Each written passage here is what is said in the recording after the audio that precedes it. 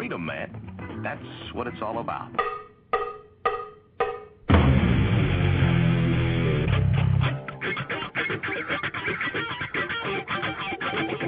You've got to groove on freedom, like the good book says.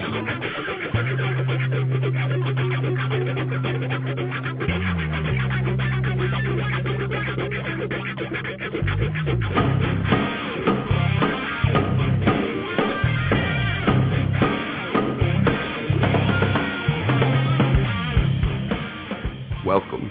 You are listening to What on Earth is Happening. This show will discuss the topics of human consciousness, mind control, natural law, the occult, and all issues that affect the freedom of the people of Earth. What on Earth is Happening will endeavor to shine light upon the darkness of our world and to offer empowering solutions to the problems we face as humanity approaches its critical moment of choice. And now, here is your host, Mark Passio.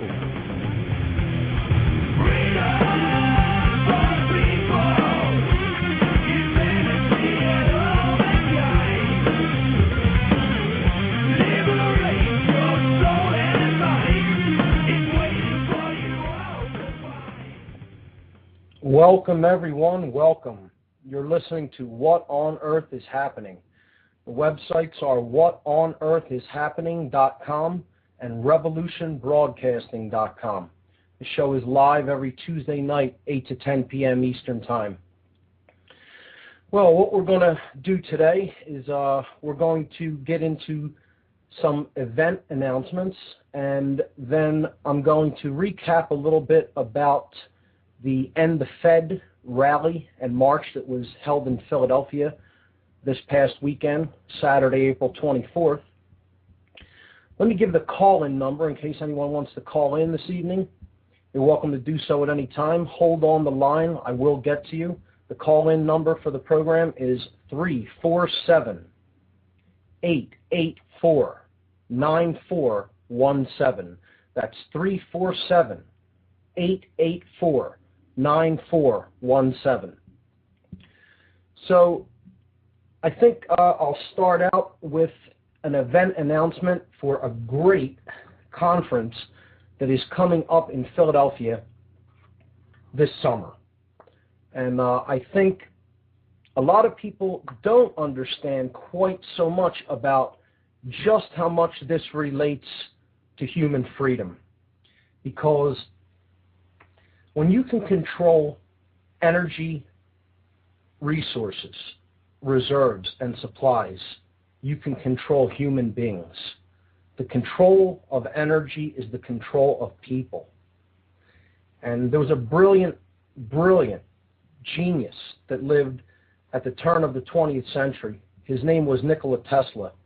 And the work that he did in the field of electricity and electrical engineering was just absolutely amazing. He brought alternating current into all of our homes. Without him, you would have no power for any of the electrical devices that you use brought to your home. Tesla did more than that. He looked at the alternating current system of generation and distribution as just a stepping stone to what he really had planned to do with much more advanced technologies that he was working on in the field of wireless power transmission. And Tesla had plans to basically create wireless transfer of industrial strength power throughout the world. In other words, free wireless electricity brought cleanly, produced and distributed cleanly all around the earth. Many people don't know that still to this day, almost 40% of people in the world do not have any electrical power in the regions where they live. We take a lot of what we have for granted.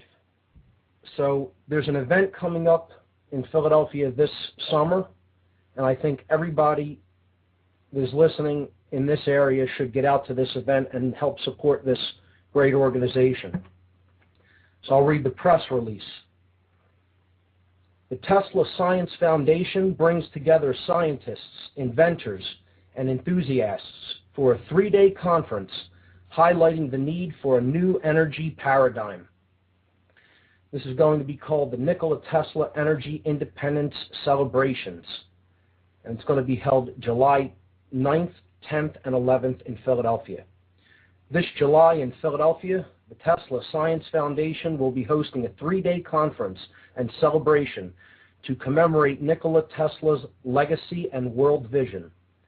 Tesla was a brilliant inventor who lived during the turn of the 20th century. His innovations resulted in the implementation of alternating current, the AC motor, wireless technology, and many other influential inventions that we now take for granted in the modern age. Tesla's vision to bring clean, free energy to the world through advanced wireless technologies was blocked by the financial and corporate interests of his time. Through this event, the Tesla Science Foundation will bring together like-minded scientists, inventors, and enthusiasts who share the common goal of bringing Tesla's advanced energy technologies to fruition for the betterment of humanity. So here is the finalized schedule of events. There are actually a couple of changes since the last time I read these on the air. July 9th, from 10 p.m. to 2 a.m., they're going to be holding a birthday celebration for Tesla. He was born on midnight between the 9th and 10th. So from 10 p.m. to 2 a.m., they're having a Tesla birthday bash. This is going to be held on the lawn at Independence Visitor Center.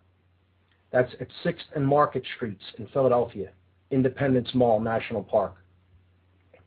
What they're going to have there is a bunch of Tesla coils. And they're going to have a party-style celebration, and then they're going to fire off all the Tesla coils that different Tesla enthusiasts will be bringing at midnight to celebrate Tesla's birthday. Now, the next day of the conference, there are multiple events, and it's kind of billed as a 3-ring circus. There's going to be some form of activity for every level of interest, is kind of how it's being billed. So for just the general public that might not know too much about Tesla and might just want some information or to learn a little bit more about who he is, pick up some pamphlets and whatnot, and to see some inventions that have to do with Tesla and his technology outdoors at the same location that the birthday celebration is being held the night before at the Independence Visitor Center. There's going to be exhibits, information, and music. This is the next day, July 10th, from 10 a.m. to 5 p.m. So that's at the Independence Visitor Center, 6th and Market Street. So there'll be tables and booths set up there for someone who just wants to learn a little bit. And, for the general public touring in that area, you get a lot of tourism out in that vicinity, of course. So that's just for, people, again, who aren't actual enthusiasts of yet and may just want a little bit of information. They will have exhibits and vendors on the lawn at Independence Visitor Center, July 10th from 10 to 5. Now, for the Tesla enthusiast or someone who may be looking more deeply into the applications of his technologies and free energy in general, there's going to be lectures at the Free Library of Philadelphia, presentations and lectures. The Free Library is at 1901 Vine Street, and these will be held on the same day, July 10th, from 10 a.m. to 5 p.m. I'm actually going to be emceeing the event myself, so I will be introducing all of the great speakers at the library. So the third event is for people who are more scientifically inclined, scientists, inventors. That's going to be July 10th, and that's going to be at 2 Liberty Place on the 32nd floor. 2 Liberty Place is at 1601 Chestnut Street in Philadelphia, and this is the scientific conference. So that's the real meat and potatoes as far as the actual technology is concerned for people who really want to get involved with helping this organization to advance the theories and technologies that Tesla was working on. Now, the night of the 10th, so the same night, this is all on the same day, July 10th, that's Saturday night, July 10th, from 6 p.m. to 11 p.m., this all just pretty much came together, and this is the part that was changed. There's going to be a reception dinner and a concert featuring the Divine Hand Ensemble. These guys are an incredible orchestral ensemble, and they are centered around an electronic instrument called the theremin. The theremin, if you haven't heard of it or seen it in operation or heard it, check it out. It's Theremin, theremin. You could Google that or search engine it, and check out YouTube. Different people playing theremins. It's a very interesting instrument. It can produce pretty incredible tones. And this orchestra called the Divine Hand, they sent their conductor. He plays the theremin. He's one of the few concert thereminists in the world, and he's really great. A great guy. His name is Mano Divina. So they will be playing after the dinner celebration. So the reception dinner and the orchestral concert featuring the Divine Hand Ensemble. This location is finally set in stone. It's going to be from 6 to 11 p.m. at the Arch Street Meeting House. The Arch Street Meeting House. That's at 302 Arch Street. July 10th, 6 to 11 p.m. Pricing will be announced for the dinner and concert. Now, for that part of the event, I'd like to send out a special thank you this evening to a good friend of mine, Anthony Michael Falsetta, for being so generous to help the Tesla Science Foundation through just absolutely, completely selfless generosity in donating to secure the Arch Street Meeting House for that night. So the Tesla Science Foundation thanks Anthony Michael Falsetta, and I thank him personally as well. Now, the final part of the event of this conference will be July 11th, and that will be the continuation of the scientific portion of the event. The scientific conference at 2 Liberty Place will continue the next day, the same times, 10 a.m. to 5 p.m. on July 11th, Sunday. And that's 2 Liberty Place, 32nd floor, 1601 Chestnut Street. So that's the schedule of events for this great conference on Nikola Tesla, his technology, his theories, his philosophies. For emerging details on this conference, you could check out the website TeslaScienceFoundation.org. That's TeslaScienceFoundation.org. Great group of people, and I'm honored to be working with them. So, that's all the event announcements I have for the Philadelphia area right now. So what I want to do now is to, I see we have a caller on the line. Let's go to the caller. Hello, caller, you're on the air. This is What on Earth is Happening. How are you? Are you there, caller? Going once? Going twice? Okay. Sorry about that. Looks like he didn't hang in there with me. Okay. So, yeah, if you're going to call in, just please be patient. Hang on the line. I will get to your call. So, the next thing I'll do is I want to do a recap of the End the Fed march and rally that took place this Saturday in Philadelphia. This went on all over the country at major Fed chapters throughout the country. but I want to recap the one that happened in Philadelphia. And I actually became a deeper part of it at the last minute. I was contacted and asked to speak at the event outside of the Fed building itself. That I was actually contacted 2 days beforehand, so Thursday afternoon, I believe, and I accepted and prepared a speech on Friday and read that outside of the Fed building on Saturday. So part of the recap I'm going to do is I'm actually going to read the speech that I gave outside the Fed building, so people can hear that, and it'll be committed to the podcast as well. So I think that overall the event was great. A lot of really driven, good people turned out. I want to thank Mike Salvi personally for helping to organize it. He did a great job. All of the other speakers were wonderful. Michael Badnarik, Gigi Bowman. The bands that played were great. You had Amy Allen, Jordan Page, Amp Killa, and others. It was overall a great event, but what I think I'll remember the most about this is that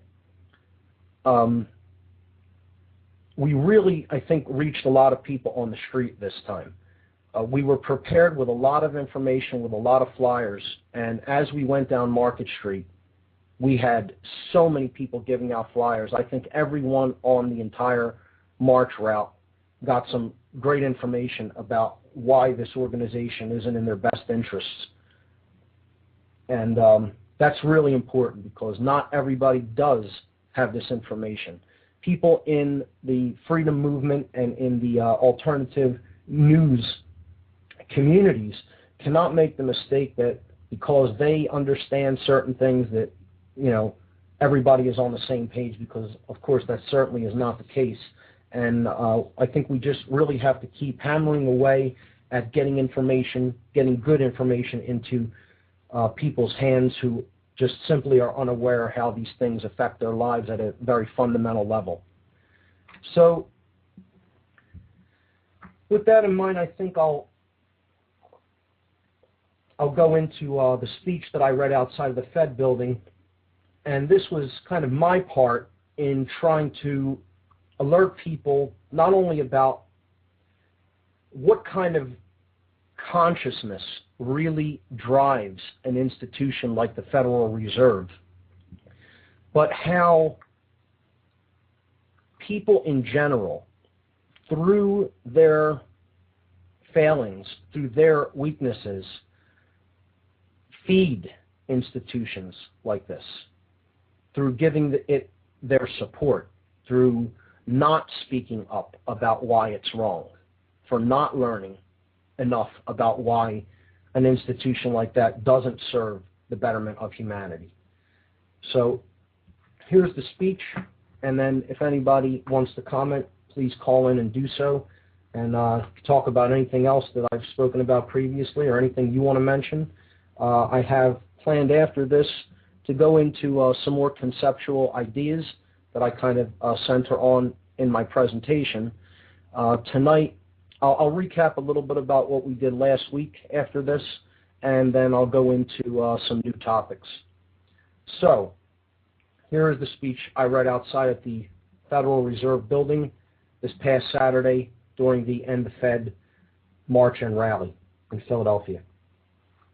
I'd like to thank all of you for being here today, and I'd also like to thank each of you for taking the time to stand together, united in the spirit of courage, to defend liberty by shining light upon the corrupt and immoral activities of an institution that lies at the very core of the destruction of our natural rights and freedoms. I commend and respect each of you for your courage and commitment to such a noble cause. The great teacher and philosopher Vernon Howard once said, "Human sickness is so severe that few can bear to look at it, but those who do look at it will become well. With this in mind, let us now bravely take a look at the sickness. They are aggressive and callous and show an abnormal lack of conscience and empathy. They are cunning and extremely adept at manipulating others.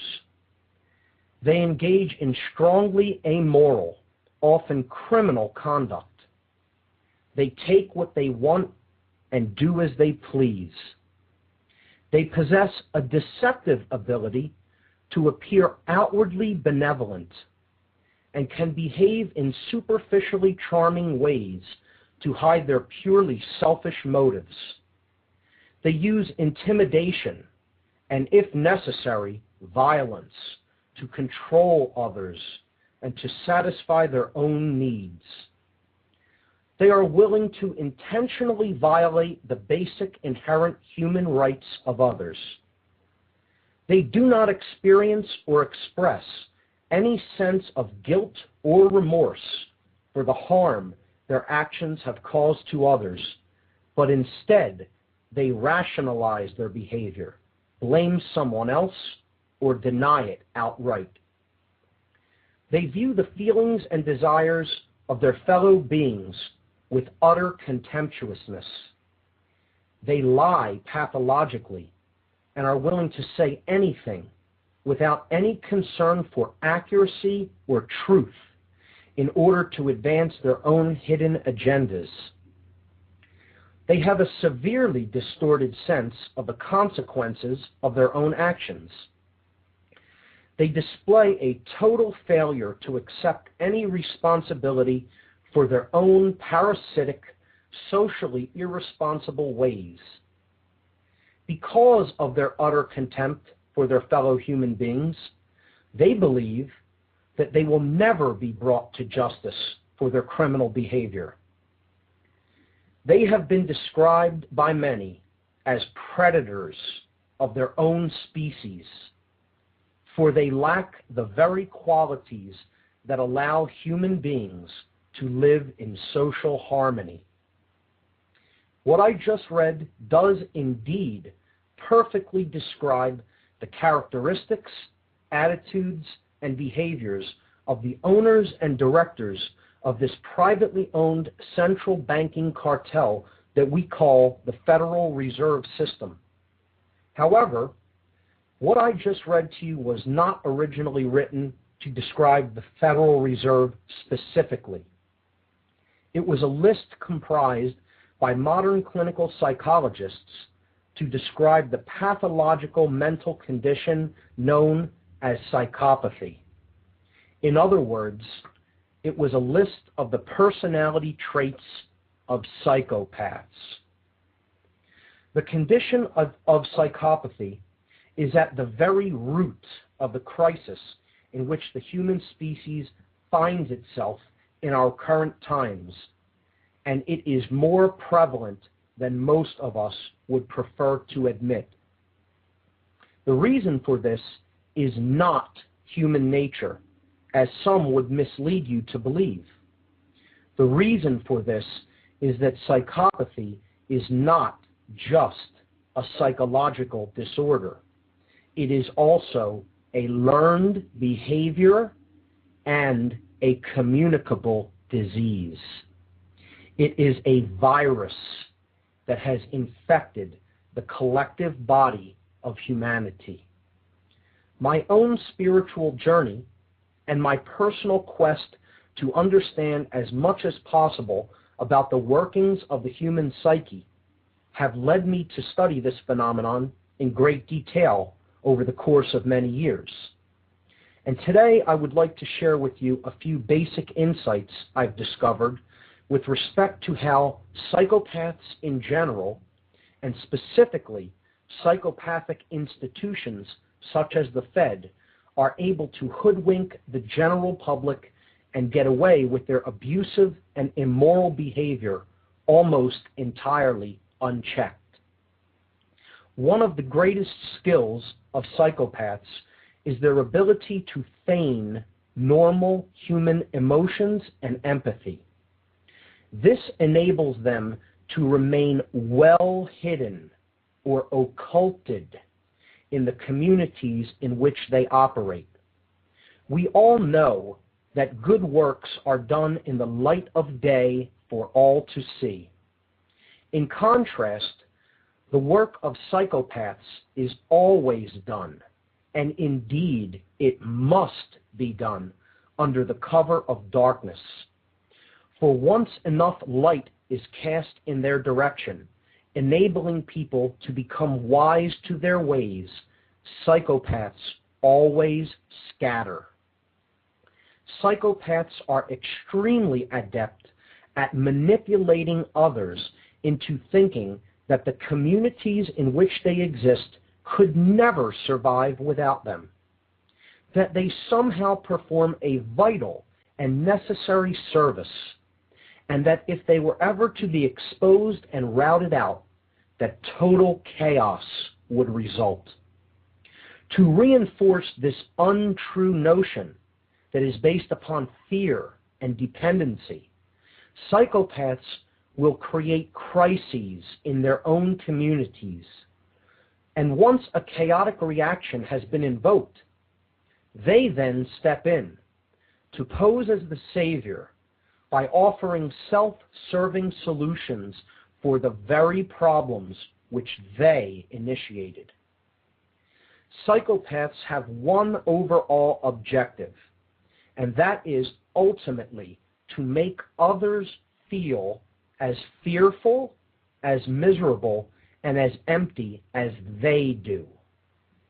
To that aim, their greatest weapon is the propagation of their own twisted worldview, one that is wholly based in fear, lack, greed, separation, and control. In other words, they fool others into thinking that the only way to get by in life is to be like them, to become like the psychopath. They get us to buy into their mindset and their way of seeing the world and each other. And by any other name that you may wish to call that, I call it what it really is: mind control. And most of us fall for it. We become like them when we try to control the actions of others for our own gain, when we worship money, greed, and selfishness, when we remain unread and uneducated in a world of unimaginable wealth of information and information flow, when we refuse to educate ourselves or our young with respect to higher moral paths in life, yet continue to teach our young that monetary wealth is the main indicator of self-worth. When, through our fear and ignorance, some of us are willing to step on the natural, inherent rights of other people just because we've been given orders to follow and a paycheck to do it. Or when we are willing to go off to fight in wars that are based in the policies of imperialism, preemptive aggression, and the theft of natural resources from sovereign nation states. It may not be popular, and some of us may not like to hear it, but the truth is that as a whole, we, the people of this once free nation, are the enablers of the very psychopaths that dominate and control us. Many of us have become totally callous to the usurpation of the natural rights of other human beings, and that is why this silent war of control and aggression against human freedom has been marching forward, largely unopposed. Make no mistake, and do not be deceived about it. the psychopathic institutions at the highest, or should I say the lowest levels of our society, have done a very good job at all of the things they do best. But it doesn't have to be this way. You see, I disagree with most psychologists' conclusions that there is no treatment for the condition of psychopathy. There is a solution, and the solution is each and every one of us who is standing here today. For you see, we are the immune system response for this virus that has infected the minds and hearts of human beings. And we are here to bring healing to the diseased condition of our nation and our world. The prescriptions for healing this sickness are recognition, respect, responsibility, and reconciliation. Recognition means to become aware by searching. Many, many more people need to start learning as much as possible about what the Federal Reserve is and how its activities are currently holding direct influence over their lives. If we remain so ignorant and naive as a people that we cannot even conceive of this institution's psychopathic mentality, we shall collectively remain powerless to defend ourselves and our freedom against it. If we can develop the will to look at the sickness, and once it has been recognized, all those who are supporting this monstrous financial and moral deception by agreeing to work for it or with it in any way need to develop true respect. The word respect simply means to look at again. And what these individuals must take a second look at is themselves and what they have willingly allowed themselves to be used for. They must specifically ask themselves and answer honestly the question, am I really doing the right thing? Only self-respect can help us to develop true responsibility, which is our ability to respond in the correct moral ways to any problem that may be facing us. Finally, the word reconciliation simply means to move toward each other again. We must reverse our movement toward separation and come back together right now to create the collective courage to withdraw from the poisonous influence that such psychopathic institutions currently hold over our own minds and our own hearts. And it is that simple. That is how psychopaths and their behaviors are contained, by refusing to be like them in any way, by refusing to help them in their callous, selfish aims, no matter what self-serving rewards may be offered, by recognizing that there is a better way to treat each other and to live among each other in truth, in love, and in true freedom. To do this, we must let go of our fear of lack, our fear of losing control, our fear of the unknown, and our fear of the uncharted territory we call the human future. In the final equation, there is no one stopping us but ourselves. In closing, I know that I don't just speak for myself when I say, let's recognize what we must do. Let's respect ourselves and each other. Let's develop true responsibility. Let's reconcile our differences, and together, let us heal the diseased condition of the human spirit, of which the Federal Reserve is merely a symptom. Let's come together once and for all, and let's go for it. Thank you. That was my speech this past Saturday. I gave that at a crowd of about, I would estimate maybe 250 to 300 people outside of the Federal Reserve building in Philadelphia. And after that, we went over to the Independence Visitor Center lawn and heard some other great speakers and watched some great musical acts that are really, really doing their part to help wake people up to the elephant in the room, so to speak. So overall, it was a good time. I think for me, the best part of it was the amount of information that was printed and handed to people on the street. And I'd like to also send a thank you out to the people who really helped get that information out there. Barbara Marinelli, Darrell Rollins, Fred Emmendorfer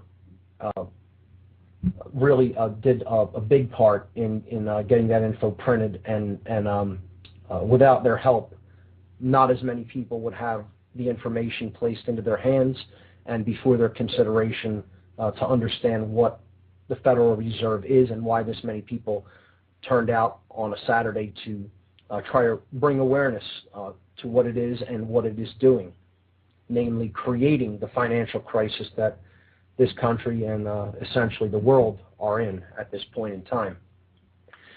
So that is a pretty decent wrap-up of the Fed event.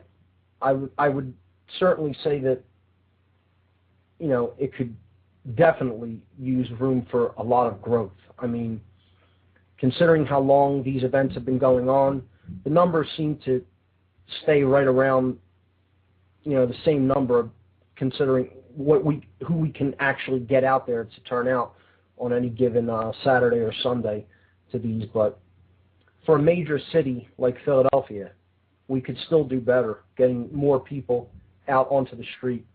But I did see a lot of new faces, so that was pretty encouraging. So that was End the Fed this past weekend, and I will, I guess what I'll do tonight is recap a little bit about what we did over the last couple of weeks, and then get into some new conceptual topics. Because what we do here on this show is we try to get down to the root, to the very root causes of human suffering, really. We try to get down to the very root causes, not just talk about the symptoms. We could talk about the symptoms all day, and we could bring up specific symptoms like the Federal Reserve, but until we get down to the root causes, and those root causes lay in the minds and in the hearts of people. That's where the real problem is at. The real problem isn't out there. The real problem is within people. The question needs to be asked, why are we experiencing what we are experiencing? So until we make an honest assessment of the causal factors about how we are fooled, about why we suffer, about why many of us lack the ability to tell truth from falsehood and right from wrong in many cases, we're not really going to make a lot of headway or a lot of dent into the problem and work toward a solution. This program is about solutions, ultimately. We can't get to solutions until we understand what's creating the problem to begin with. And to just point fingers at other people and say that person's doing it, that's doing it, well, why is the mindset of that individual or that group of individuals the way that it is? What were the causal factors that led them to thinking about the world and other people in it and their relationship to others, that led them to act, that motivated their behaviors in those ways? So that's what we do on this show. And I think a lot more people in this movement have to understand these causal factors. They have to turn their attention toward the root and stop looking at the leaves. Because, again, you can describe a prison cell all day long. You could describe every detail of the prison cell. But until you're actually putting your mind to the job of actually working on how to get out of that prison cell, you're not going to make any headway or any progress. So we need to understand why we've arrived in the so-called cell that we have arrived in, if we're ever going to get out of it, if we're ever going to move in the opposite direction toward true freedom. We need to know why the human mind and heart have fallen into the diseased condition that they have throughout society and throughout the world.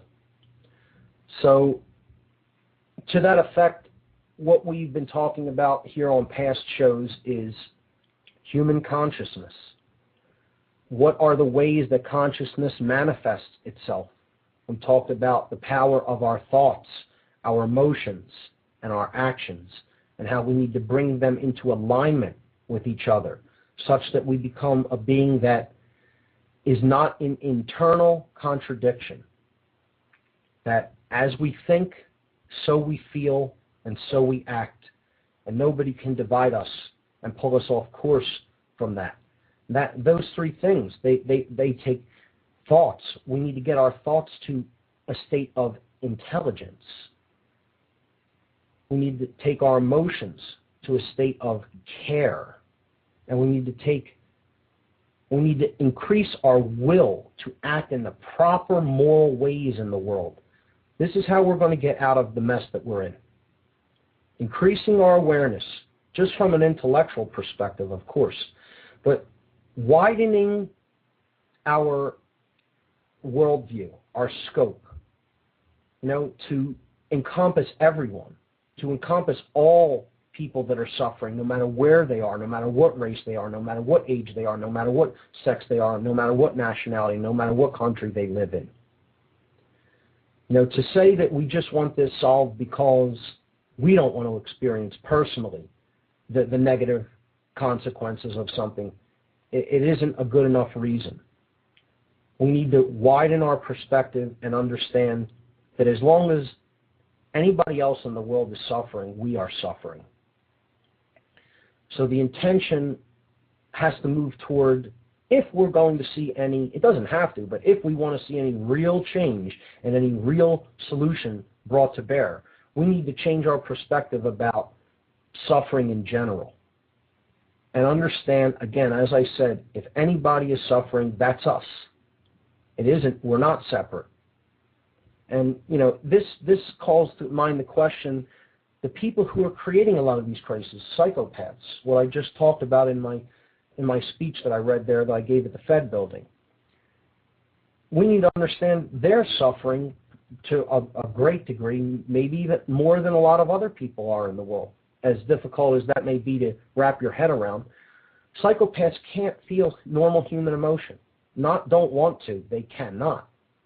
I mean, imagine, most people can't even imagine that condition, that state, how fearful it would turn your inner being into. You could not actually feel anything. You did not have the raw capability to feel any emotion. Imagine what maybe your mind would start to become like. You realize very quickly you're not like other people, the risk of being ostracized as being some kind of a freak or a monster, And then people like that descend really, really deeply into the fear state.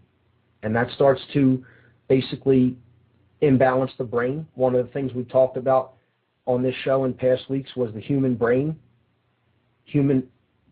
imbalance, the attitudes and behaviors that result when the brain hemispheres aren't properly balanced. So, I mean, we have to understand that even the people who seem like the enemy are suffering in many ways more than many people in the world. Okay, I'm not going to say they're suffering the most. They cause a lot of havoc that makes people suffer pretty badly in the world, but we have to ask the alchemical question, so to speak, and we'll get into the science of alchemy a little bit later in the program, but the alchemical question is, what ails thee, brother, or what ails thee, sister? And we have to try and make a genuine effort to get down to other people's causes of self-inflicted suffering, why they hurt so much that they then want to go out and take out their aggressions on other people and make them suffer. And again, as I said in my speech for the Fed, make other people feel as empty as they do. A healing, there is an ability to bring healing to this state if enough people work at it.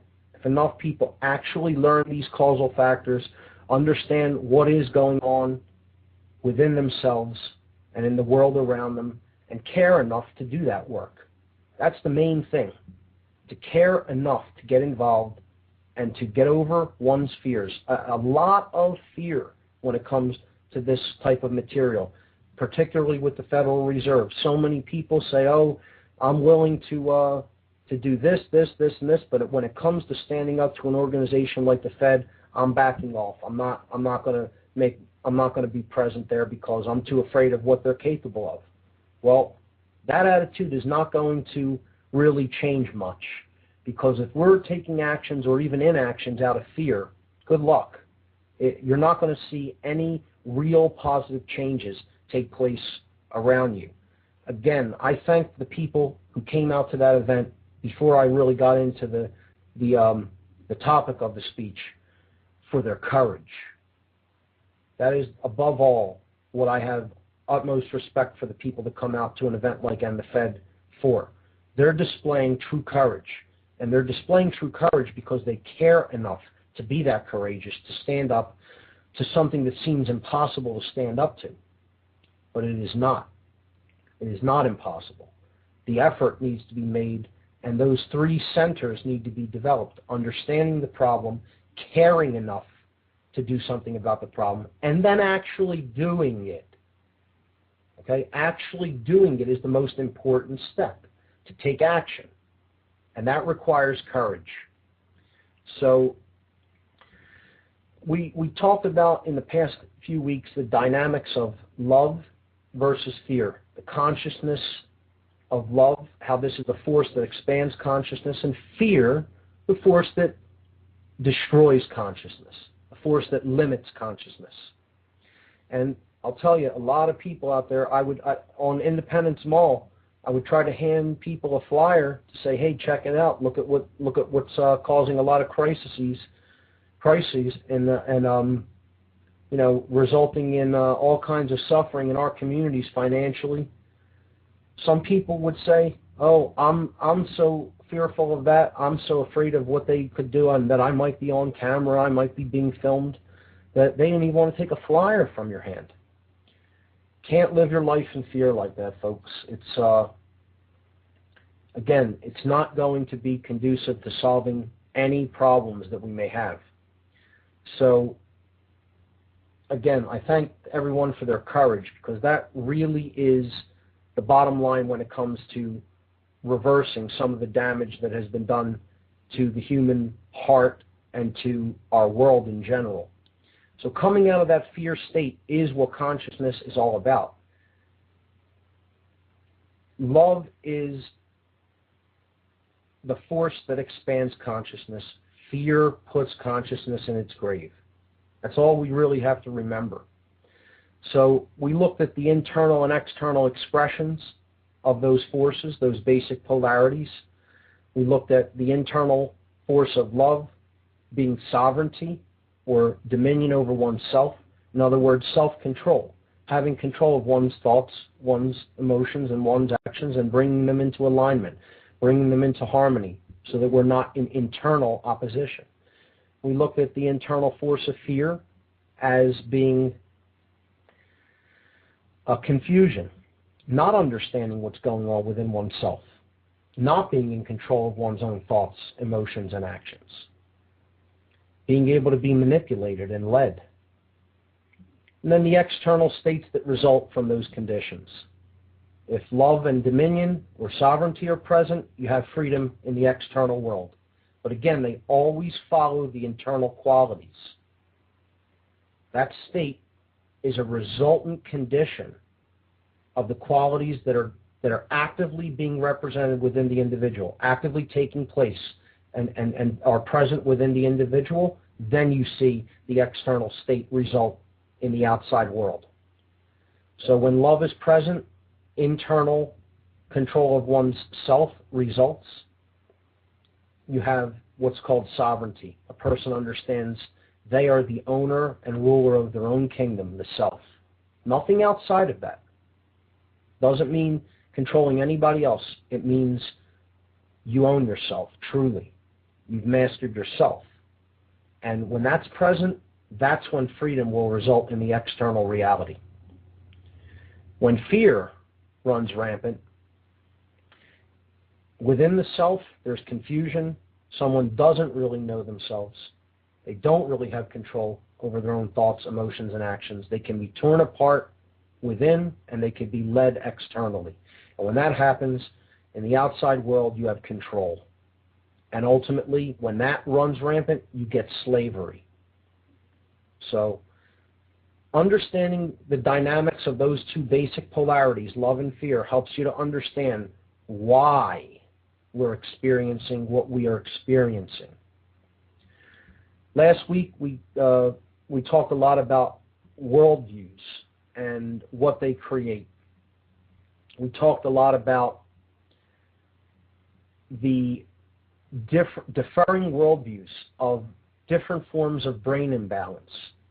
Left brain imbalanced worldview is a worldview that is stuck on the concept of randomness, that the universe is a cosmic accident, that there's no underlying intelligence in nature, and there's no such thing as natural law when it comes to behaviors, when it comes to what we do to others. In other words, there's no such thing as karma. There's no such thing as a law of attraction, that what we do to others, we must experience. It's the idea that existence really has no higher purpose. These are the hallmarks of atheistic mentality and scientism, of left brain, old scientism. So I called the dichotomy between the two worldviews the worldview schism, with the left brain imbalance representing the worldview of randomness and the right brain imbalance representing the worldview called determinism. Determinism is the exact opposite. It's a very right brain imbalanced way of seeing the world, that God controls everything and every event in creation. All occurrences are preordained. We don't really have free will. There's no point in taking any action because since everything is written by God, nothing can ultimately be changed. And these are the hallmarks of religious extremism. Both of these worldviews are extremely imbalanced, and I would suggest neither of them are true. The truth lies in between, in a combination or a synthesis of these two extremities, or of these two extreme states of imbalance. And I described the condition that we really need to understand is a combination of natural law and free will. Natural law being the deterministic component of creation, and free will being the random component, because that's what governs our choices. We have choices. We are allowed to make them freely, even if we make them incorrectly, or I should say in ways that lead to more suffering, okay, that are against our stated goals of where we want to go. We're still allowed to do that. I don't think it's a wise choice to do that. I think we should strive to understand the deterministic reality of the universe, the components of the universe that are deterministic. I call that natural law, as many other scholars and philosophers have in the past. We need to understand what natural law is and what we create through our free will decisions when we either come into alignment with natural law or when we choose to ignore it. And we're in the condition that we're in collectively as a species because most of us choose to ignore natural law principles. We don't really understand how it works, and we're not really motivated much to learning how they work. Again, I've said in the past, if people were to be asked to write down what they really value most in life, how many of them at the top of the list would place the word truth? How many do you know that would place the word truth at the top of the list of things they actually value in life? I'll bet you can count the number on one hand. And that's why we're in the situation that we're in. In the next hour, I'll continue to flesh some of this out. I'm going to talk about a couple of concepts. We're going to get into the difference between two concepts that a lot of people think are fictional. However, they're very real. This is the concept of magic and the concept of sorcery. Now, as soon as those words are said, immediately I know what's going off in most people's minds is science fiction movies or fantasy movies, okay? And that's by design. That is how many people want people to understand those concepts or to solely think of them in light of Hollywood, okay? Fantasy, fiction. I assure you that these forces, these concepts, if you will, are very real. They are very much at work in our lives, and we're going to flesh them out in the next hour. If we have time after going through the concepts of magic and sorcery, I'll talk a little bit about what many people have called self-realization and why there are so few people that are self-realized, that really do understand themselves, that do understand how their own psyche works. And we'll look at the barriers to that condition. We'll look at the barriers to self-realization. What are the mental states and the attachments in people's minds that hold them back from their higher potential, the barriers to self-realization? So let me give the call-in number again, okay? The website is whatonearthishappening.com, and the network that carries this program is revolutionbroadcasting.com. And the call-in number for the program, you can call in at any time, is 347-884-9417. Again, the call-in number is 347-884-9417. If you want to discuss any of these topics, feel free to give a call. Please be patient. I glance at the switchboard every now and again while I'm going through different concepts, and I will get to your question. Please, if you do call in, just hang on, and I'll get to you. Okay. So let's start with the concept of magic. Okay, this is going to be the basic topic for the next hour. Magic is, the definition for magic is the science and art of influencing change to occur in accordance with the will. The science and art of influencing change to occur in accordance with the will. Now, a lot was said there. Magic is a science. Now, most people would think the exact opposite, that it's fantasy, that it's not rooted in anything natural, in the natural world. Most people, when they think of magic, they think of the supernatural. Okay? Magical powers, a magician who can do illusions, who can do things that the ordinary person cannot do, and because they're connected in with some supernatural capability. Well, magic is a lot more than that, and it's a lot simpler than that. We're going to flesh this out in the next hour. So that's all for hour number one. I'm going to play the intro music for the second portion of the show. Be right back, and we'll continue to flesh out the concept of magic and sorcery. Freedom, man. That's what it's all about.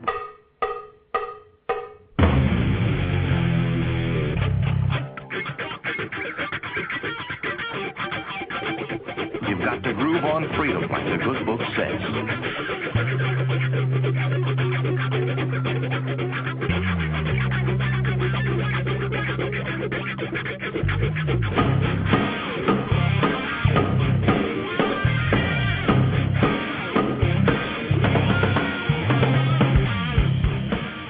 Welcome. You are listening to What on Earth is Happening. This show will discuss the topics of human consciousness, mind control, natural law, the occult, and all issues that affect the freedom of the people of Earth.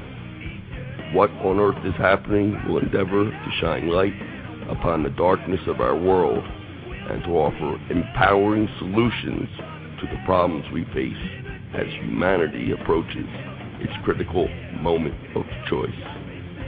And now, here is your host, Mark Passio.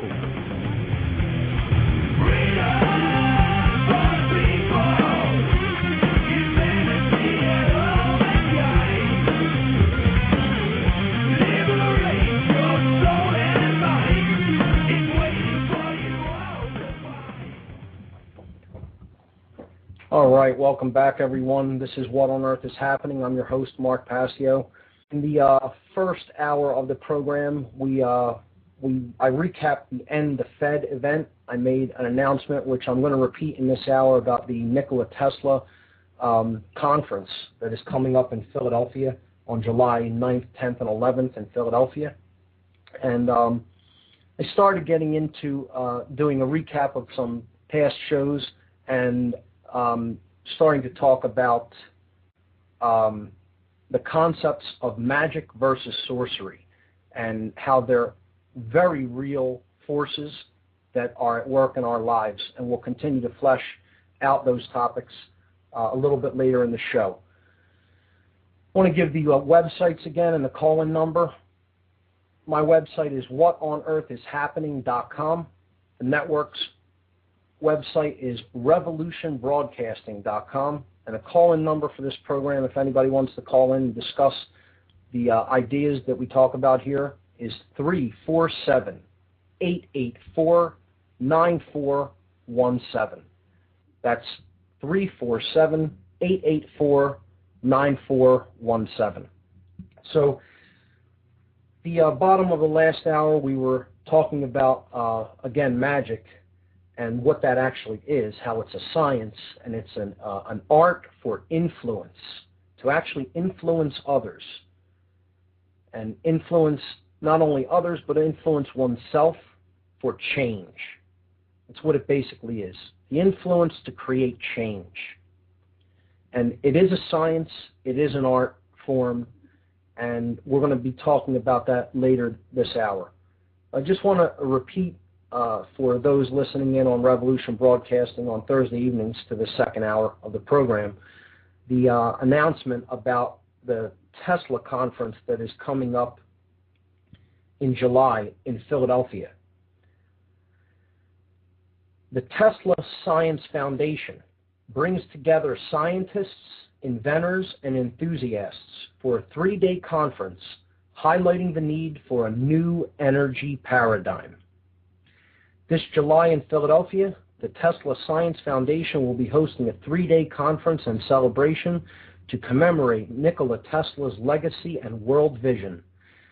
Tesla was a brilliant inventor who lived during the turn of the 20th century. His innovations resulted in the implementation of alternating current, the AC motor, wireless technology, and many other influential inventions that we now take for granted in the modern age. Tesla's vision to bring clean, free energy to the world through advanced wireless technologies was blocked by the financial and corporate interests of his time. Through this event, the Tesla Science Foundation will be bringing together like-minded scientists, inventors, and enthusiasts who share the common goal of bringing Tesla's advanced energy technologies to fruition for the betterment of humanity.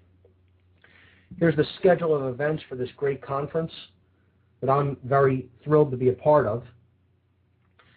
July 9th, they're going to have a big Tesla birthday bash on the lawn at the Independence Visitor Center in Independence Mall National Park, 6th and Market Streets in Philadelphia, from 10 p.m. to 2 a.m. And they're going to have Tesla coils on display there, and they're going to fire those Tesla coils at midnight to celebrate Tesla's birthday. Tesla was born on midnight between July 9th and 10th, 1856. The next day is going to be, there's going to be multiple events. There's 4 events on the next day. 3 of them are actually occurring at the same time frame. So this is done deliberately as kind of like a 3-ring circus, so to speak.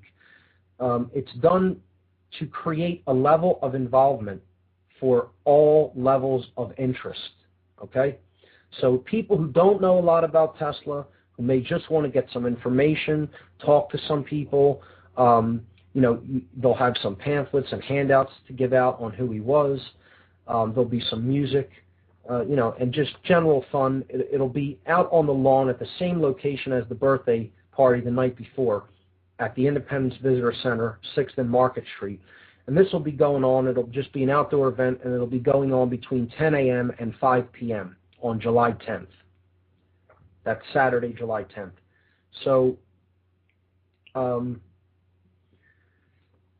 the next event is geared toward enthusiasts, people who know a little bit about Tesla, perhaps have read a book or 2 on him, who want some more hardcore information and to hear some presentations and lectures about Tesla and his technologies. This is going to be at the Free Library of Philadelphia, the main branch of the Free Library at 1901 Vine Street. And that's going to be 10 a.m. to 5 p.m., Saturday, July 10th. I'm actually emceeing that event, introducing all the presenters and lecturers. So that should be a really great time at the Free Library. Hopefully we'll have a whole lot of people there for that. Then there's a scientific portion of the conference, and this is where the actual scientists and inventors are going to meet, and they're going to have a technically inclined conference. This isn't really for laymen. This is for people who are either scientists or inventors, and this is the same day, Saturday, July 10th, from 10 o'clock a.m. to 5 p.m. This will be taking place at 2 Liberty Place. That's at 1601 Chestnut Street on the 32nd floor. The next day will be the wind-up of it. It'll be before I get to that, there'll be a reception dinner the night of Saturday, July 10th, from 6 p.m. to 11 p.m., a dinner and concert. Pricing is still to be announced, but this week we finally secured the final location for the reception dinner and the concert. It's going to be at the Arch Street Meeting House, the Arch Street Meeting House at 302 Arch Street. 6 p.m. to 11 p.m. Saturday night, July 10th, and the orchestra that will be playing is called the Divine Hand. Just an incredible ensemble.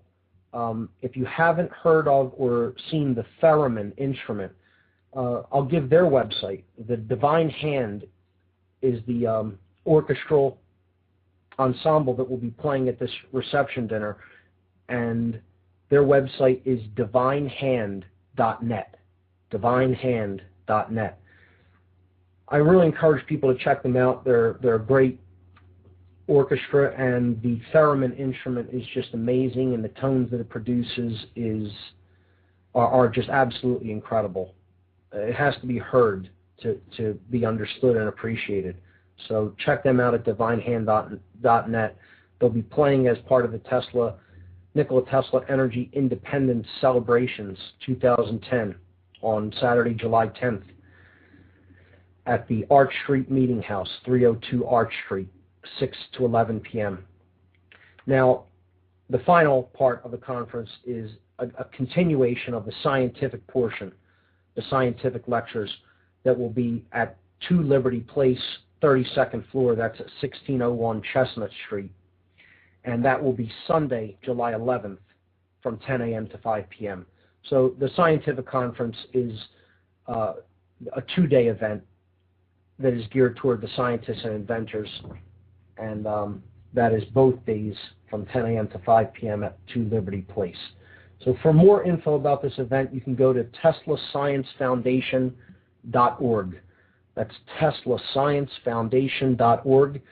These are just great people, and again, I'm really thrilled to be working with them to help organize this conference, and I'm thrilled to be emceeing the event there at the Free Library on Saturday. So that's that, and I think for the remainder of the show, unless we get any callers, I'm going to continue to flesh out the concepts of magic and sorcery, because this is critical to understand the types of influences that are really taking place around us in the world. And we have to get our minds out of the notion that these are fictional concepts. They are not fictional concepts. I assure you, they are not fictional concepts. See, people who are very trapped in left brain ways of thinking, when you bring up a word that they've already assigned and attached a meaning to, and that's what it is. I understand what that is already, and I'm not changing that. I'm not looking any further into that. I'm not going to accept an alternative explanation that differs from my concept of what I think those things are. People have heard these words before, of course, and they have a formulated idea of what they mean in the world to them. I really suggest trying, if you find yourself in that position, attempting to lay aside the pre-formulated definition that you have and simply listen to the definition that I'm suggesting and the way I'm using these words to describe the concepts that I'm talking about. So when I say magic, here's the definition that I use for it. It is the science and art of influencing change to occur in accordance with the will. The science and art of influencing change to occur in accordance with the will. So it's a science. There are established methodologies that are repeatable. Okay? There are established, repeatable methodologies that work, and therefore this is actually considered a science. Okay? It is an art form because not everyone is as adept at it as others. There are subtleties to it. There are, if you are practiced in it, you will become better at it. So that's what an art is. You practice an art. Not everyone has the same raw capability when it comes to it. However, capability can be honed and developed if you put enough work in or practice. So magic is both a science and an art. And what it is attempting is to influence change. Okay, influence change to occur. So notice it's not saying that it's actually making the change occur. It's only influencing the change. It isn't actually doing it itself. Only influencing it. That's critical. Influencing change to occur in accordance with the will. Now that's the biggest part of the definition of magic, actually, because I'm going to give the definition of sorcery next. And you'll understand how similar they are, but what I'll say about the definition of sorcery is it is, in fact, the exact opposite of the definition of magic. So the definition I'm going to give for sorcery is this. Sorcery is the science and art of influencing change to occur in accordance with the will. Now, anybody listening will say, well, that's the exact definition that you gave for magic. And how could you say it's the exact opposite definition? Well, the subtlety comes in when you look at the word will and what is meant by the word will. I distinguish this when I write this definition out or when I show it in a presentation or a slideshow by placing a capital W at the beginning of the word will when it is used in reference to the science and art of magic. However, with sorcery, the will is lowercase w. And this is just a nuance to help highlight the differences in the term, which really completely changes the meaning that is given for the concept. So when I'm talking about magic and I'm talking about influencing a change to occur in accordance with the will, I don't mean the self-centered will of the practitioner of this science and art. That is not what is being talked about there. It's a higher will. It is a will that whole volumes have been written on, whole philosophies in occultism have basically surrounded. So this is the concept of will in general is a very deep topic. I'm not simply referring to a person's will to do something, is what you have to keep in mind here with the definition of magic. The science and art of influencing change to occur in accordance with the will. This is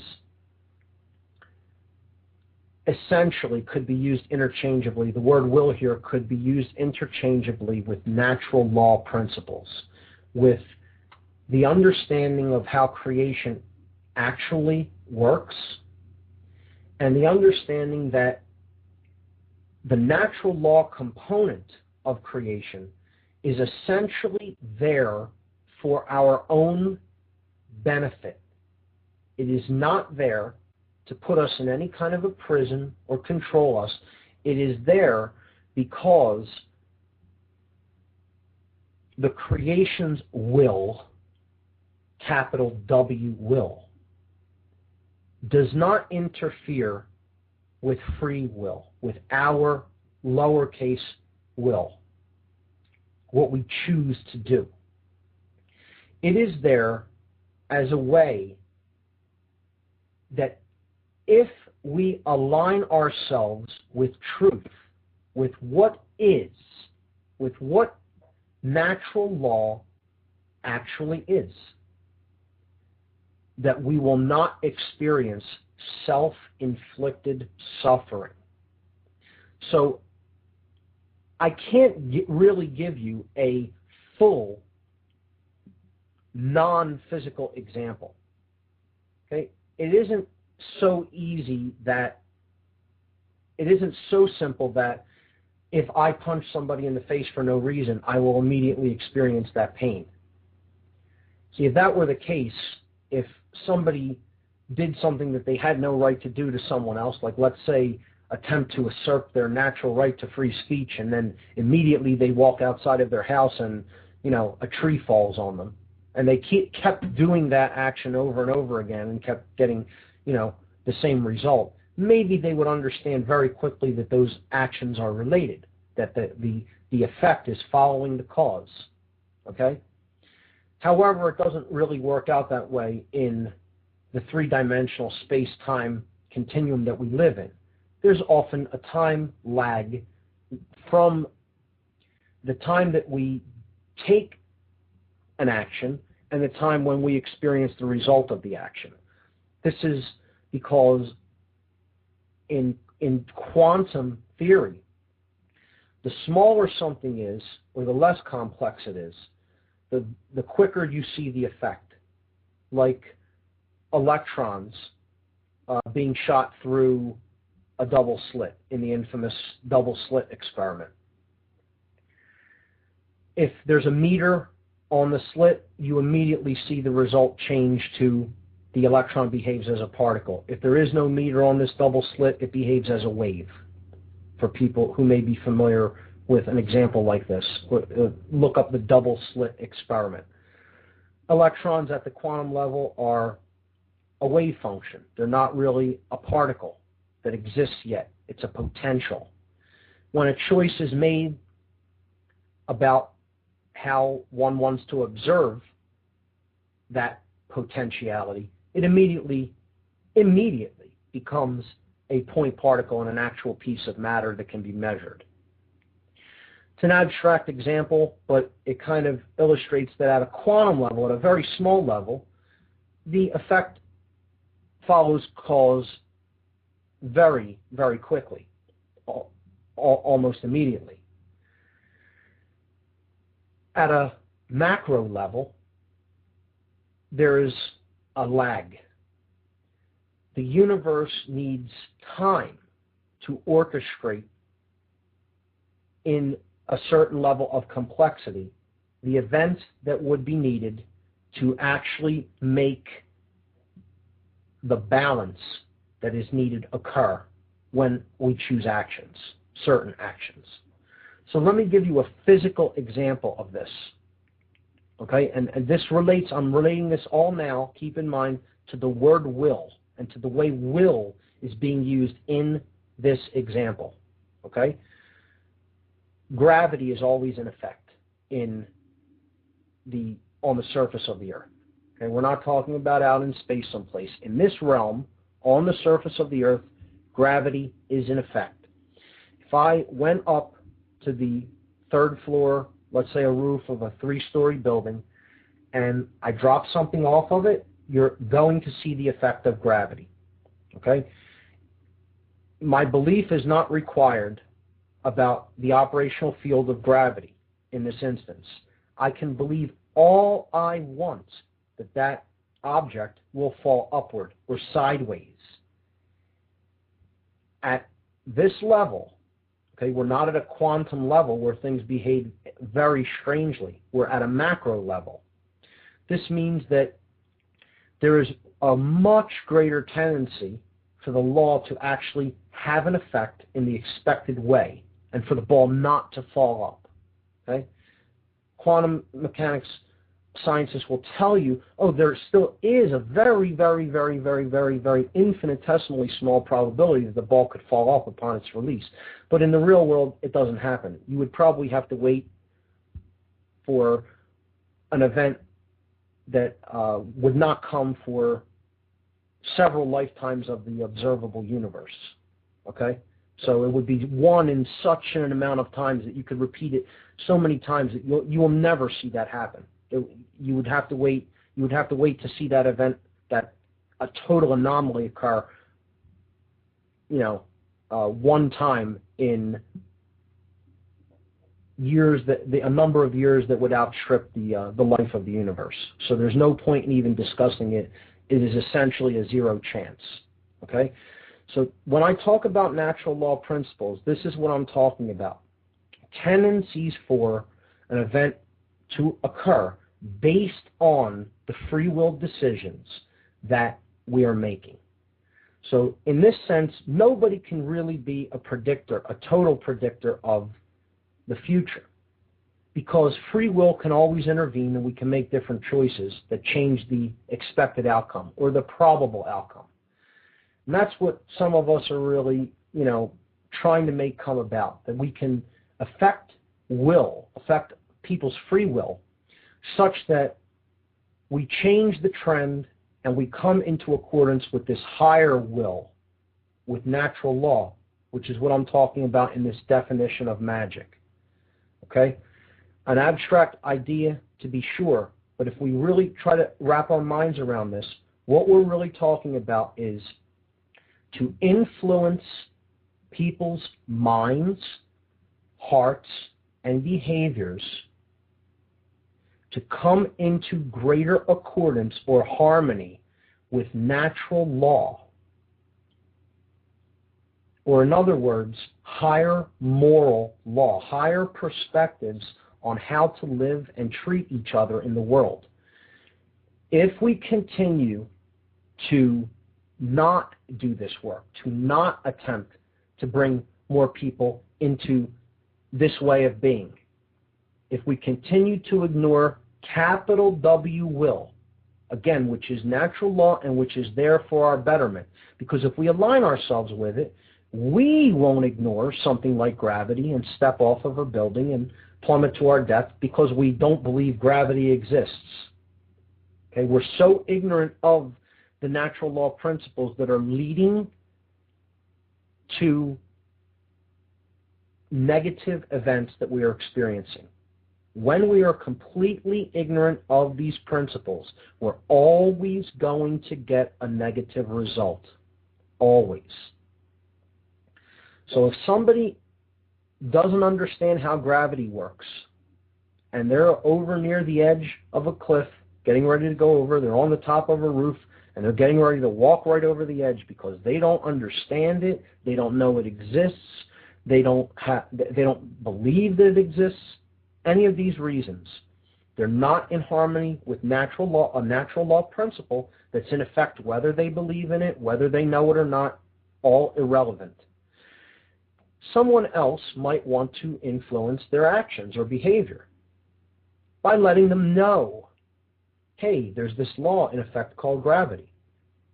You step off of there, you're going to experience a very negative consequence.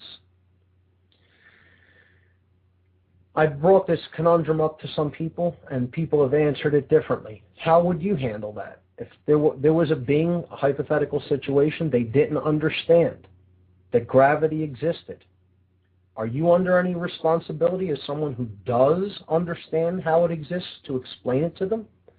Are you under any responsibility perhaps to even physically stop them from going over the edge in ignorance by whatever means you might have to do it?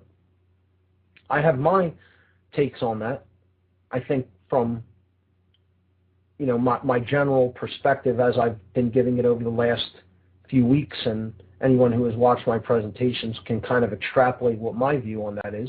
If you want to call in and discuss that, call in numbers 347-884-9417.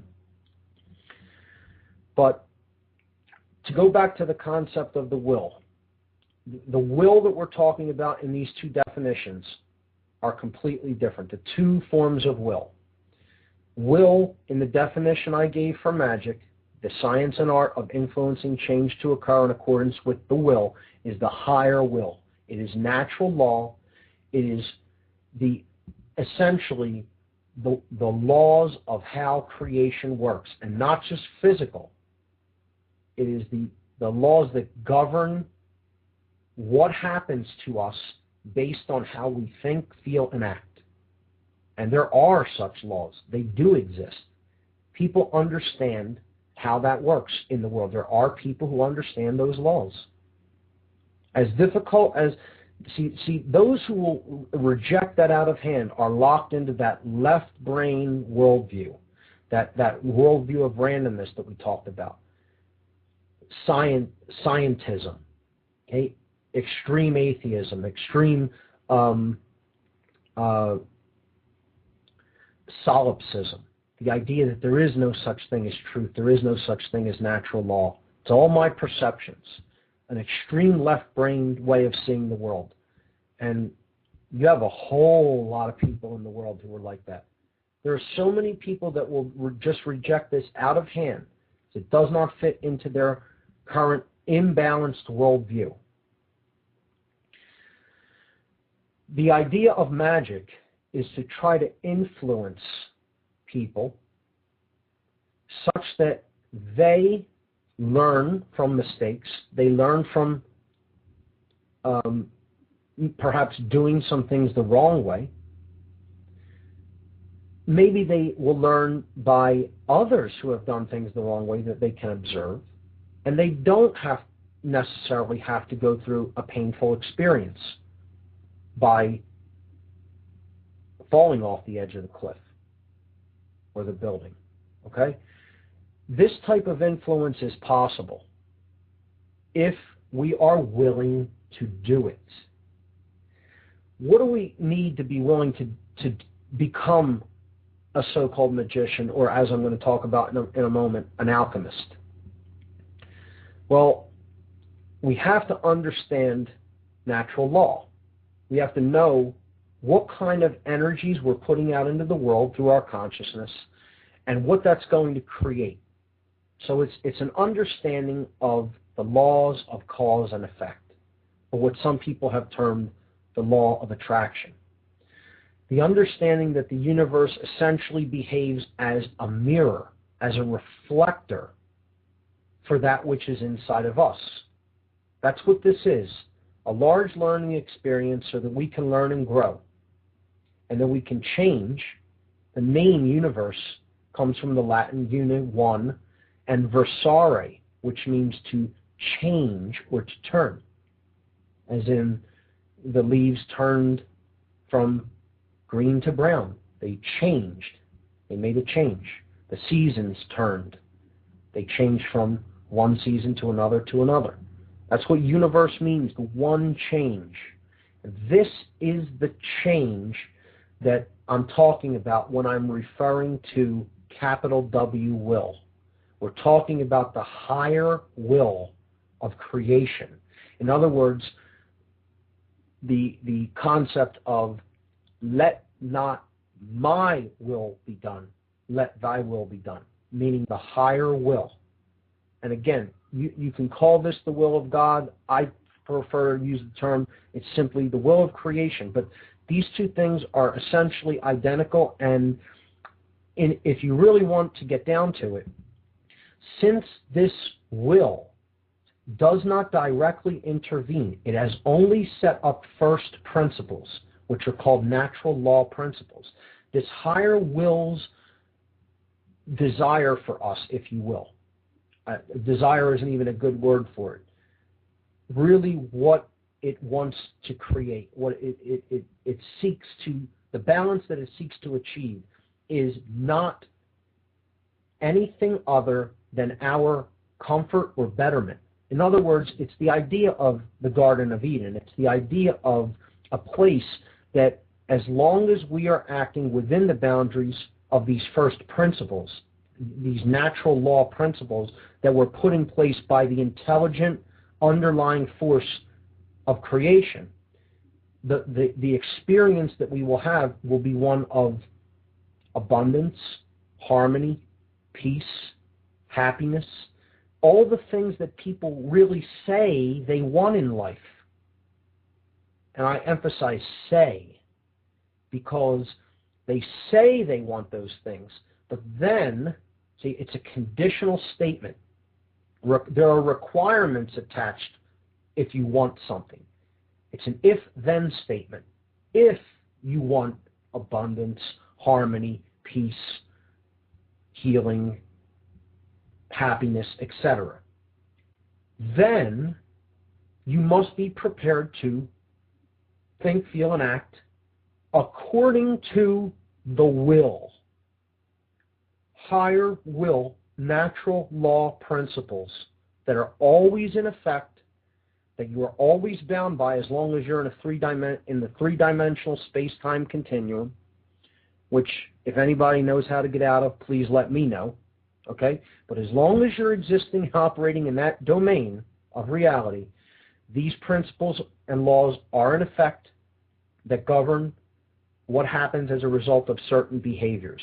People have called this the law of attraction. People have called this the law of cause and effect. People have called this the law of karma. It's been given a million different names. And one of the best ways it's been summarized as do unto others as you would have done unto you, because you're going to experience the effect of what you do eventually.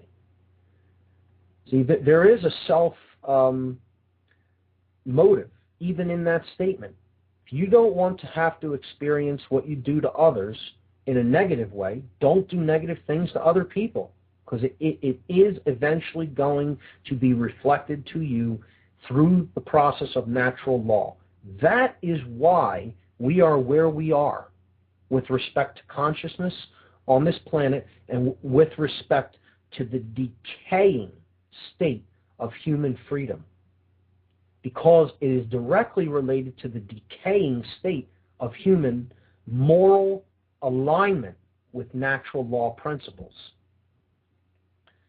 I hope that's explained in a way that you can understand, and I'm going to continue to break down what the science of magic is now, and we'll compare and contrast this with the science and art of sorcery. So they're both sciences and arts. Magic has a goal, and it has a vehicle that it works through. Okay? So again, we have to keep in mind it's a science and art. It's attempting to influence change to occur in accordance with this higher will that I basically set up over this last half hour and fleshed out. Okay? The goal, the ultimate goal of it, is the state of non-dualism. And when I say that, I don't mean everything existing all in one place at one time and nothing being separate from anything else. What I mean is the understanding in consciousness that we are not separate, that the higher aspects of ourselves are all aspects of this one universal creative energy. You can call it God if you want. I don't care. I'm comfortable with that term. Some people don't like that term. Fine. I call it the underlying intelligence, the underlying ordering intelligence that's inherent to the state of creation, of existence, period. It is ordered. It is intelligent. It does direct things and processes here in this three-dimensional realm. Non-dualism is the state that you understand that everything is that one force, is that one thing. You're not separate from it. It's not separate from you. If you're hurting someone else, you're hurting yourself. If you're doing something that is totally selfish, self-serving, in total disregard for other people, you're not really doing anything but bringing harm upon yourself, ultimately. Now, people will say, well, that doesn't always play out in the world like that.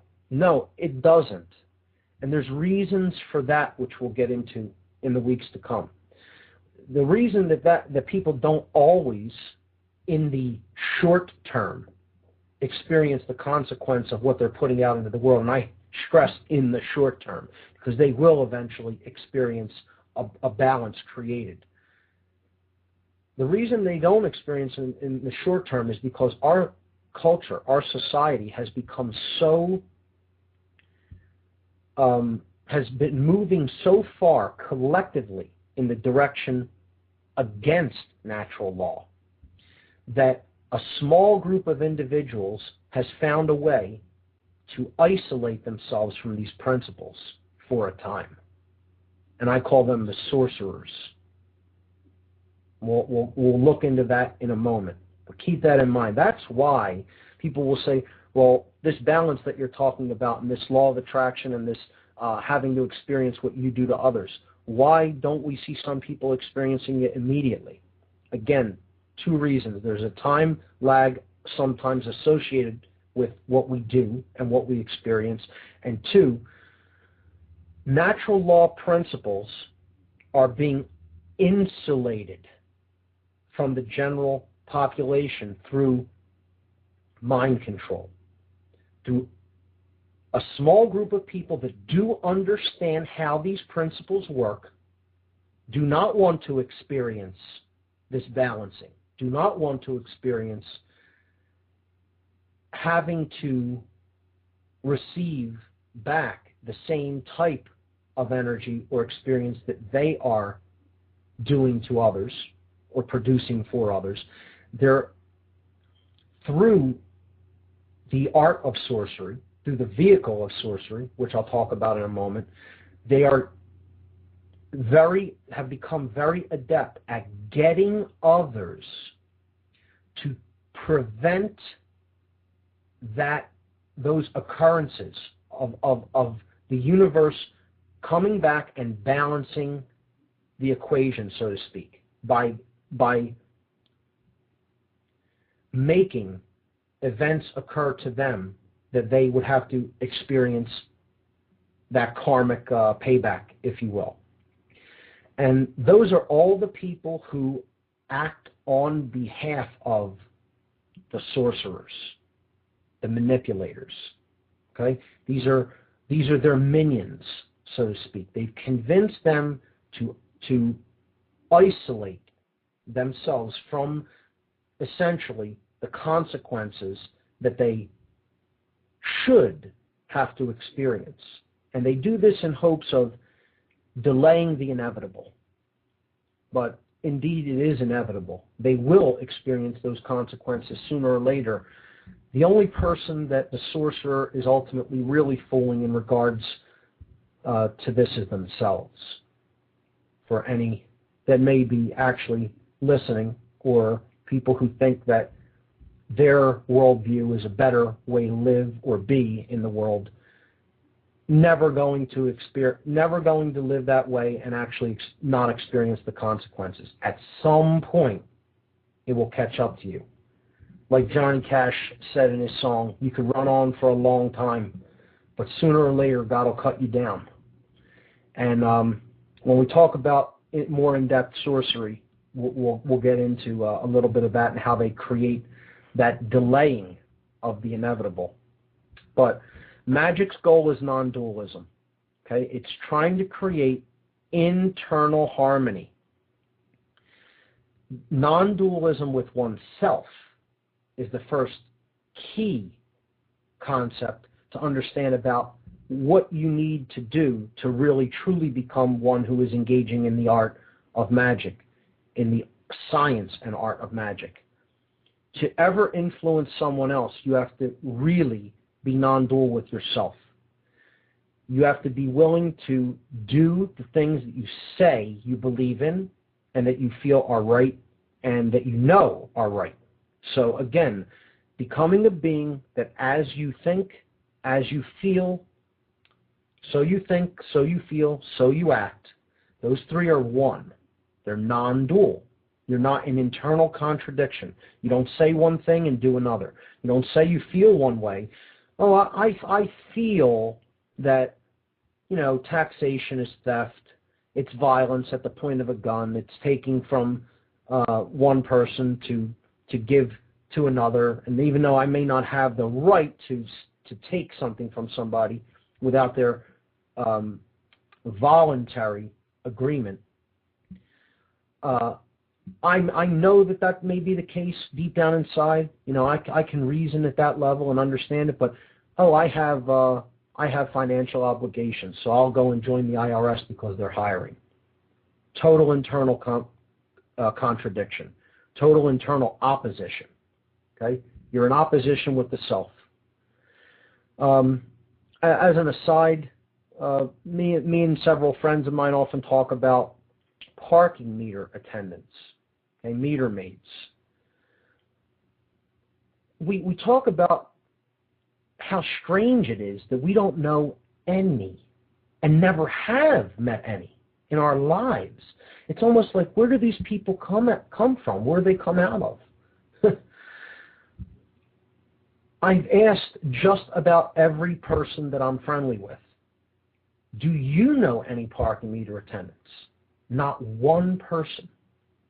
Not one person I know knows one of them. How many layers of separation do you think there would have to be between finally finding someone who actually knows one of these people? It's an interesting social experiment. Just even ask people around you, who do you know who's writes parking tickets, who works for the parking authority in your city?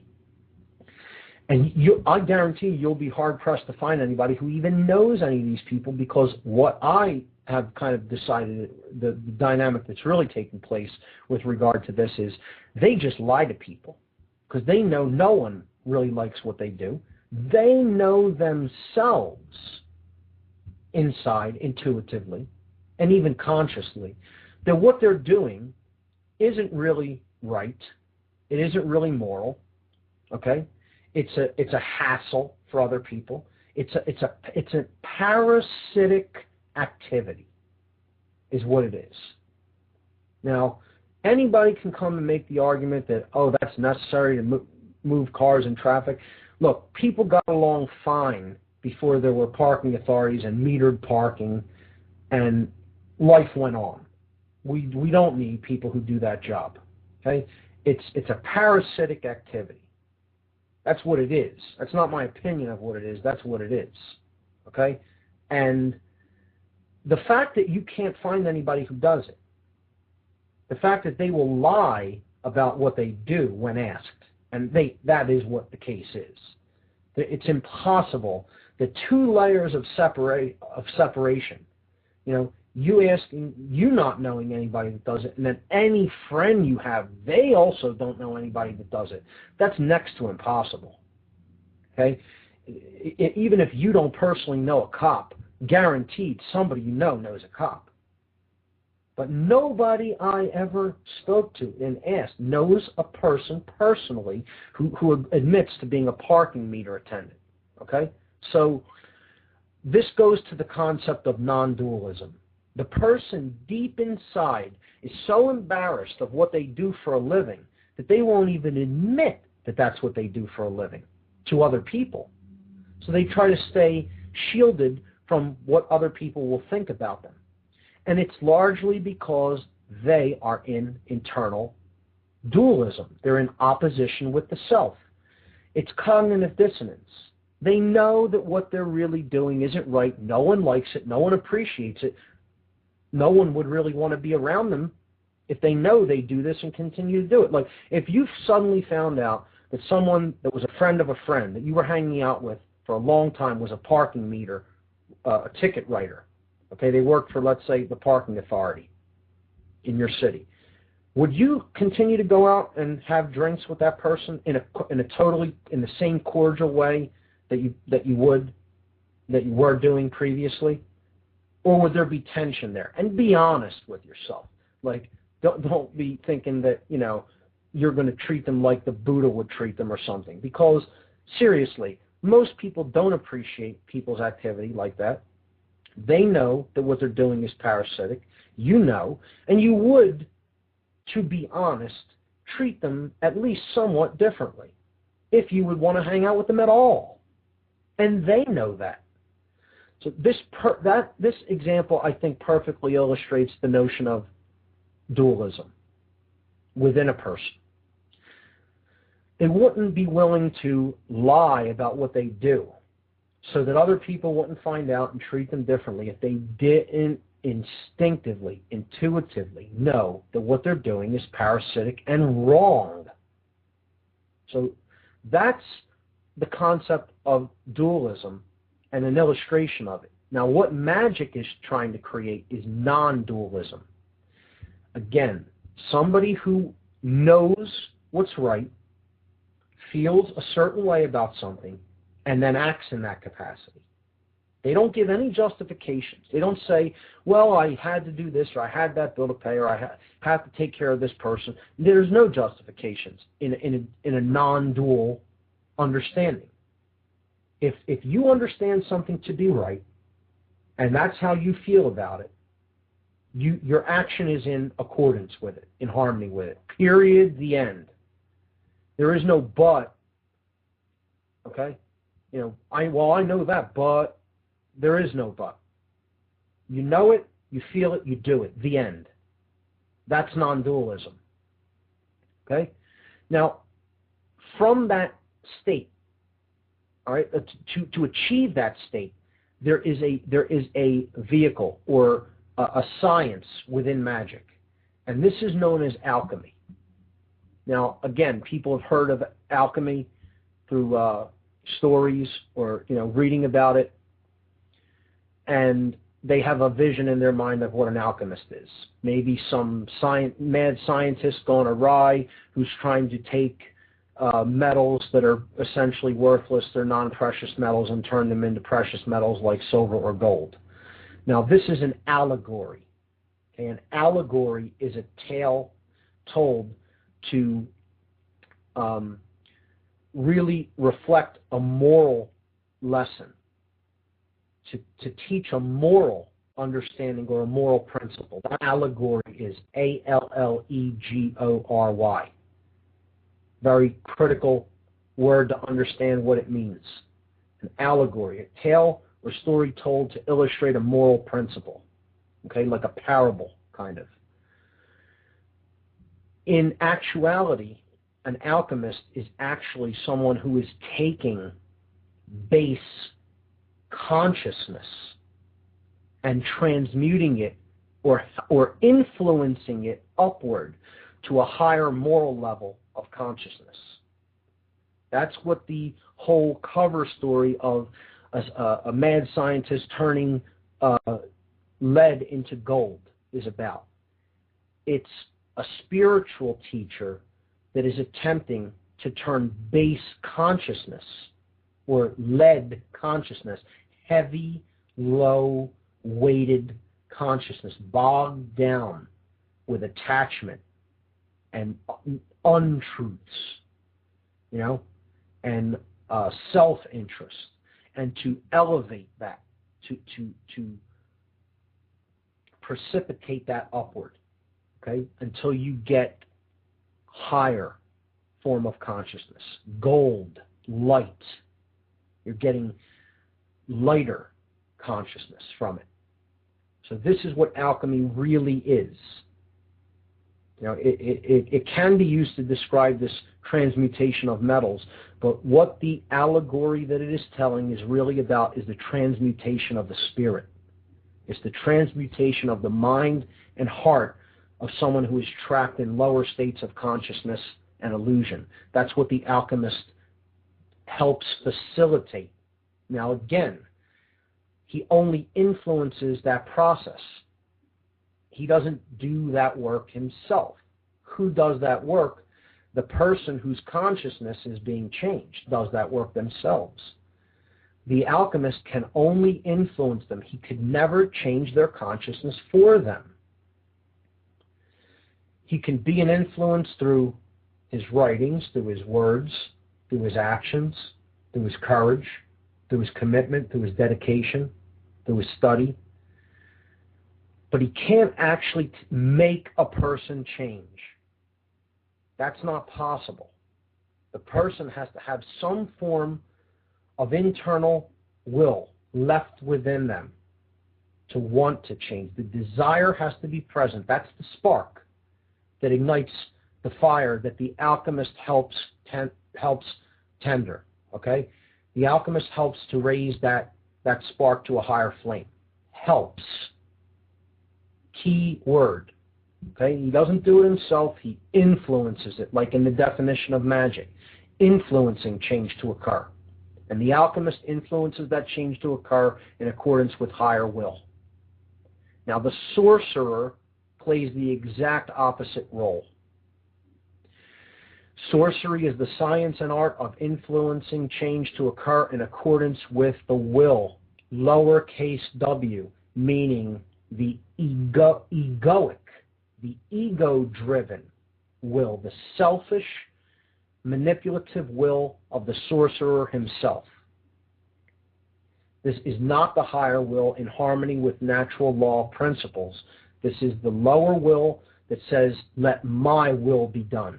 I don't care about what's right. I don't care about higher morals. I don't care about natural law principles. I don't care about the law of cause and effect and what it will bring down upon me or other people that I influence.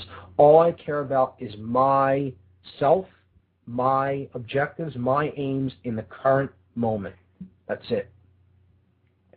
So that's what the sorcerer is. The sorcerer's goal, and this is also critical, is to do the exact opposite of the magician, the true magician. The sorcerer's goal is to create internal and external opposition. It is to create disharmony within and without. It's to tear someone apart from within themselves, to get them to go against what they intuitively know is right, to ignore their conscience, in other words, and to take actions that they know are morally wrong, because they're so focused on the moment, they're so focused on the benefits that they will reap, that only they themselves will reap, that they don't care. They've cremated their own care. Okay? They've burned it away. Because as long as I'm getting mine out of this, who cares what it's going to do to somebody else? I'm in it for me. That's it. Somebody like that is ruled by, and I talked about this word and this energy, this force, is ruled by the force known as Shatan. And this is a Hebrew word that means the adversary, or the one who opposes, the one who brings opposition. And what Satan is bringing opposition to is the self. It is destroying someone from within, such that they become a person who isn't one who, as they think, so they feel, so they act. See, they may know what's right, or they may feel that this is intuitively not the right way to be living, but they do it anyway. Okay? I know that this is wrong. I know that I have a bad feeling about this. I intuitively, instinctually understand that what I'm doing may not be the right thing, but I'm going to take that action anyway, because I'm too fearful about what not doing it might mean. That's being ruled by that force that I referred to as Satan, which is internal opposition, the adversary, the one who rips one apart from within. Okay? That's what the sorcerer, keep that in mind, that is what the sorcerer is ever trying to create in the world. And if they can get people to do that internally, they're creating a world of opposition where whole nations are willing to rip each other apart in acts of human sacrifice called war. Okay? The way that they do this, and indeed the only way they can do this, because just like the alchemist cannot make someone change and do the true will, act in accordance with the true will, natural law principles, the sorcerer cannot make physically a person act in opposition with themselves. They have to use the vehicle of illusion and manipulation, manipulating people through the propagation of illusion and lies, deception, in other words. Manipulation, deception, the propagation of poisonous worldviews, the reinforcement of poisonous worldviews through media, manipulation of the mind and body through media, through food, through the worldviews that are put out there for people's consideration. This is what the sorcerer ever seeks to do. Okay? And again, as I said in the Fed speech that I gave, at the end of the Fed speech that I gave, you can call this by any other name that you want, but I call it what it really is: mind control. Mind control through manipulation and the propagation of illusion is the main tool of sorcery. That is the vehicle for the propagation of sorcery. So, got about a little less than a minute left in this program, so I'll wrap it up. I think we covered a lot of ground tonight, and next week we'll go into the barriers to self-realization. I'll recap on magic and sorcery. We'll discuss the barriers to true self-realization, and I guess that's all for today. I'll see you here next Tuesday same time, 8 p.m. Eastern Time. My website is whatonearthishappening.com. And you're listening here on revolutionbroadcasting.com. I'm Mark Passio. I'll see you here next week. Thank you.